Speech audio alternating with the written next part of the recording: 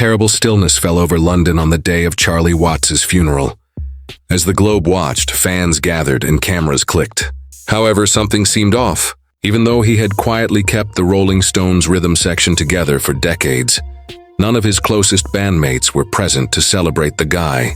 The fact that the people he had spent his whole life performing with failed to materialize shocked millions of people, especially considering that he was the drummer responsible for defining the sound of one of the best bands of all time.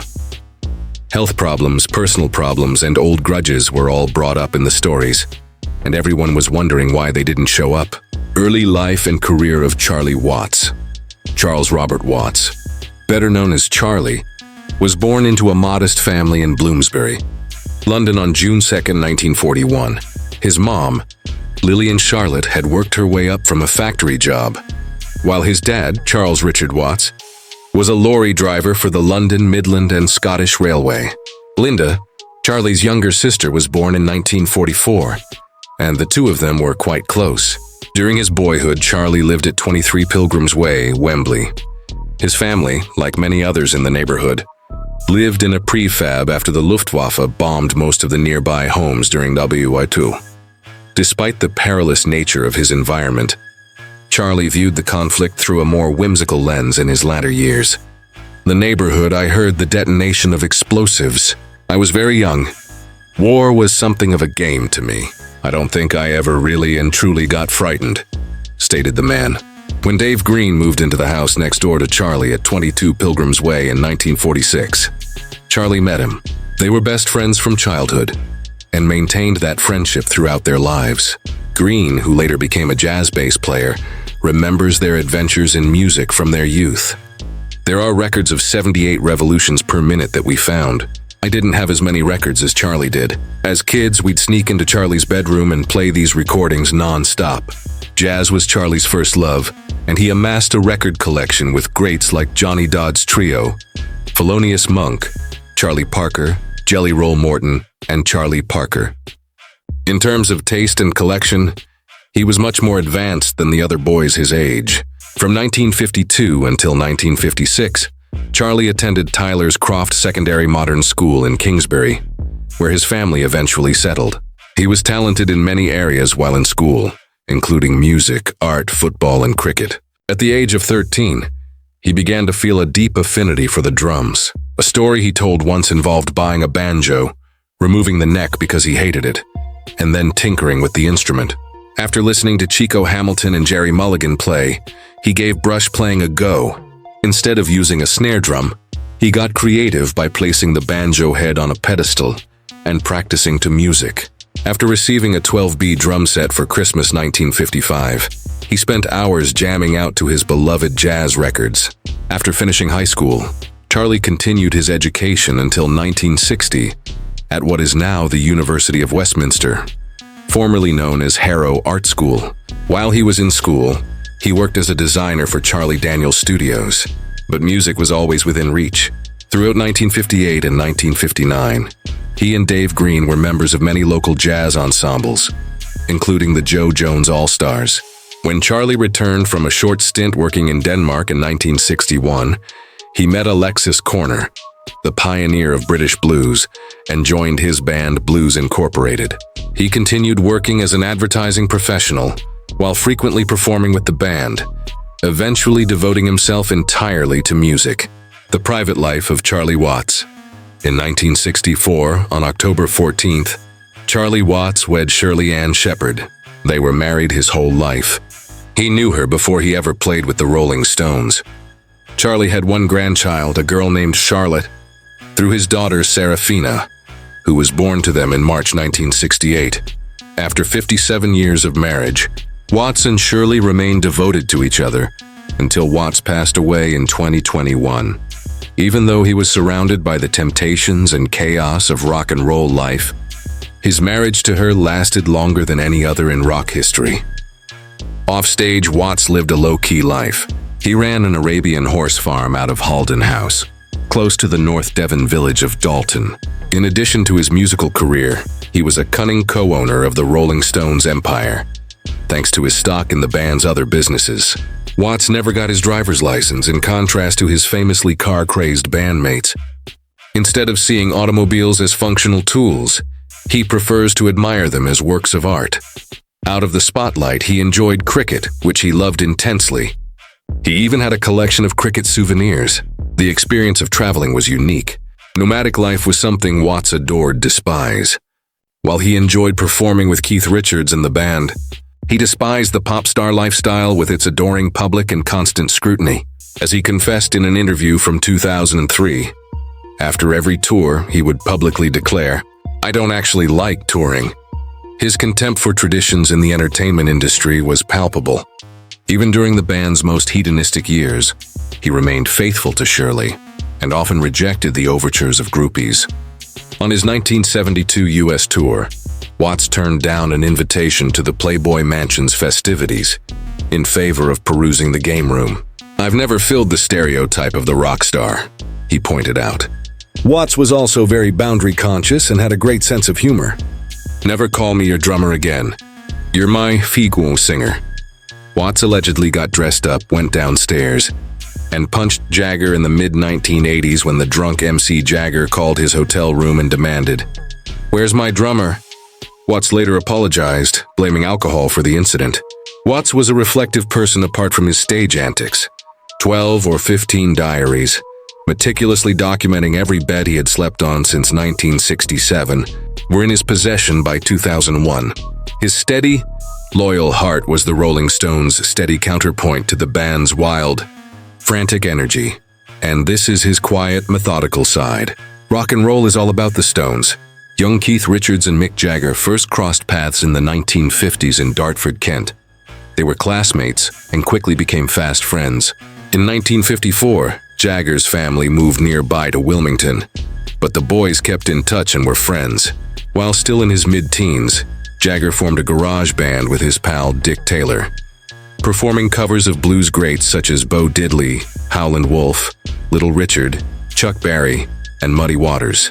Jagger and Richards reconnected at Dartford Railway Station on October 17, 1961, due to their shared passion for music. As soon as Richards saw that Jagger was listening to albums by Chuck Berry and Muddy Waters, he knew they had similar tastes in music. Initiated during that session was one of the most illustrious songwriting partnerships in rock history. Jagger, Richards, and Taylor started practicing together later on, first at Jagger's house and subsequently at Taylor's. The group came to be known as the Blues Boys. At the Ealing Jazz Club, they encountered Alexis Korner's band Blues Incorporated in the beginning of 1962. They delivered a cassette tape of their finest work to Korner, who was really pleased. Jagger and Richards were introduced to the world of professional music and new possibilities by Korner and his fellow musicians Brian Jones, Ian Stewart, and Charlie Watts. After that, Brian Jones posted a call for musicians in Jazz News, which brought together Stewart, Jagger, Taylor, and Richards. The band was formed in June of 1962 with Tony Chapman on drums, after the first few members had left during rehearsals. Jones found the song "Rollin' Stone" by Muddy Waters on the floor and decided to use it as the inspiration for the band's name. Many looked to Jones as the band's first leader because of the way he established the group's sound and overall direction. On July 12, 1962, at London's Marquee Club, the Rolling Stones debuted their debut performance under that name. Later that year, Bill Wyman joined the band as a bassist, and in January of 1963, Charlie Watts was officially named drummer, completing the iconic lineup. The Rolling Stones were doing blues cover shows around the United Kingdom in early 1963, attracting a dedicated following of fans. Andrew Lug Oldham, who produced the band, helped shape their bad boy image in opposition to the Beatles' clean-cut image by endorsing defiant clothing, long hair, and controversial publicity. In 1963 and 1964, the Rolling Stones released singles including "Come On" and "I Want to Be Your Man." They also went on their first tour of the United States, which started off unpredictably but brought them new admirers. By 1965, the band's singles "Get Off of My Cloud" and "I Can't Get No Satisfaction" had swept the US and UK charts. Their Satanic Majesty's Request, 1967, was one of several psychedelic albums that they released during this time, and they also began writing more of their own music around this time.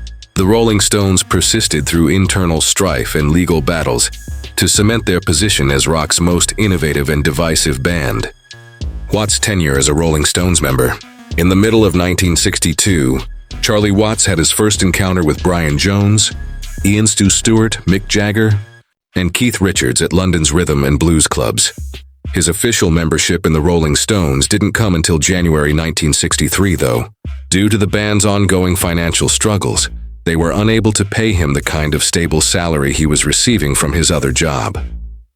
Regardless, he decided to become a full-time member of the band and had his first public performance on February 1963 at the Ealing Jazz Club. Jagger would sometimes introduce him live as the Wembley Whammer, a moniker that reflected both his hometown and his extraordinary skill on the drums. The firm, graceful playing of the man quickly caught the attention of both fans and fellow musicians. Watts provided the Rolling Stones with a creative spark, in addition to being their unwavering rhythm section. From an early stage, he contributed comic strips and graphic art for record covers, including the one for Between the Buttons. He worked with Jagger on some of the most memorable live performances by the band, and even helped design the stage layouts for tours. The elaborate lotus-shaped stage that hosted the Americas tour, for instance, became instantly recognizable. He was also involved in the design of the Steel Wheels, Urban Jungle, Bridges to Babylon, Licks, and larger Boom Tours stages. An enjoyable example of his lighter side was his 1975 orchestration of an unexpected performance during a press conference in New York City. In the midst of rush hour in Manhattan, the Rolling Stones were jamming out on a flatbed truck while playing Brown Sugar. This is reminiscent of the old-school concert posters used by jazz bands in New Orleans. Watts, in an interesting turn of events, attended every single Rolling Stones concert that they played. From his first public performance in 1963 until his last live performance on August 30th, 2019, at Hard Rock Stadium in Miami, Florida, he gave his everything to every performance. In addition to Mick Jagger and Keith Richards, he is one of just 3 Rolling Stones members to appear on every album, honoring his dedication and the significant impact he had on the band's sound. Charlie Watts' artistic journey extended much beyond rock and roll, but he is most known as the trusty drummer of the Rolling Stones.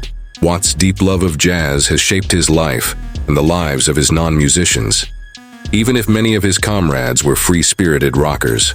Actually, jazz was more than simply a hobby for him. Forever bound together in love it was. As the Rolling Stones were just beginning to make their global impact in December 1964, Charlie took a very different path. He dedicated a little cartoon book to his jazz saxophonist hero, Charlie Parker, and called it Ode to a High-Flying Bird. Watts was more nuanced than people gave him credit for as a rock drummer. It was avant-garde, introspective, and unconventional. In the late 1970s, he formed a band with fellow Stone Ian Stewart, driven by his love of classic rhythm and blues and jazz. Rocket 88 was their name for the boogie-woogie band they formed. This wasn't some unnamed band playing a side concert. Performers included some of the best in the UK's jazz, rock, and R&B scenes. Charlie was able to flex his musical muscles on Rocket 88 in ways he couldn't when he was playing drums with the Rolling Stones. In the 80s, he took it a notch further by forming the global touring Charlie Watts Orchestra. Envision a Rolling Stones live performance swapping rock clubs for jazz clubs including Jack Bruce, Courtney Pine, and Evan Parker. It showed how highly Watts regarded different genres. Charlie persisted in his investigation. He formed a jazz quintet in 1991 to pay homage to Charlie Parker even further. He collaborated with singer Bernard Fowler on the 1993 album Warm and Tender. Then in 1996, they released Long Ago and Far Away. Both albums paid homage to standards from the Great American Songbook, treasure trove of music that many jazz fans hold dear. He didn't, however, rely solely on jazz classics. Watts collaborated with fellow drummer Jim Kellner on Something Out of the Blue, a techno and instrumental album called Charlie Watson, Jim Kellner Project. After his collaboration on the Rolling Stones' Bridges to Babylon album in 1997, The tracks were named after legendary drummers like Elvin Sweet, Max Roach, and Roy Haynes, among others. It wasn't a question of mimicking their drumming techniques, as Watts made clear. The focus was on getting over the spirit and energy that they put into their songs. Even into the new millennium, Charlie kept up his jazz activities. He recorded Watts at Scott's at London's legendary Ronnie Scott Jazz Club with his Charlie Watts Tented group. After that, in April of 2009, he joined forces with a group known as the ABC and D of Boogie Woogie. When pianist Ben Waters invited Charlie to join the band, Charlie had one condition. His longtime bassist friend Dave Green had to be on board as well. Charlie Watts proved he was more than simply the Rolling Stones drummer with his straightforward and revealing words. If Dave does it, I'll do it. His health and the sounds that moved him were his constant companions. He was, at heart, a musician. Charlie Watts had a rough patch with his health and lifestyle in the middle of the 1980s. The consumption of alcohol and drugs, which had been moderate before, became excessive. Watts has now come clean about the connection to his own problems. I use them as a means of coping with issues inside my family. According to him, I think it was a midlife crisis. All I know is that I became a totally another person around 1983 and came out of it about 1986. I nearly lost my wife and everything over my behavior. In those years, the demands of fame, perpetual touring, and personal pressure drove him to habits that he would later acknowledge as perilous. By the late 1980s, Watts had changed a great deal, having quit smoking altogether, but health problems persisted. In June 2004, he was diagnosed with throat cancer. Watts underwent a course of radiotherapy, which successfully put the cancer into remission. Looking back, he reflected on how the band's work schedule intersected with his recovery. I went into hospital, he said, and 8 months later, Mick said, "We're going to do a record, but we'll only do it as soon as possible." They were buggering about writing songs, and when I was ready, I went down and that was it, a bigger bang. Then I did a 2-year tour. It seems that whenever we stop, I get ill, so maybe I should carry on. His words touched on both his sense of humor and his passion. He frequently quipped that staying busy playing music appeared to be his trick for remaining healthy. Even well into his later years, Watts was intensely devoted to drumming and touring, even though it wore him down physically. It was on August 5, 2021, that he announced that be sitting out the return of the Rolling Stones' US No Filter Tour for heart surgery. Temporarily stepping in to play the drums on his behalf was longtime friend and associate Steve Jordan. Watts's choice to put his health first served as a reminder that even rock stars have to take a step back now and again, despite how much they adore being on stage. During his lifetime, Watts balanced his love of music with the demands of aging and health issues, demonstrating a tenacity as strong as his steady, gentle demeanor behind the drums.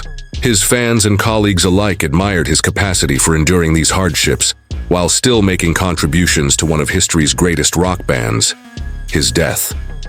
When Charlie Watts died in August 2021, the world lost one of rock music's most stable and refined drummers.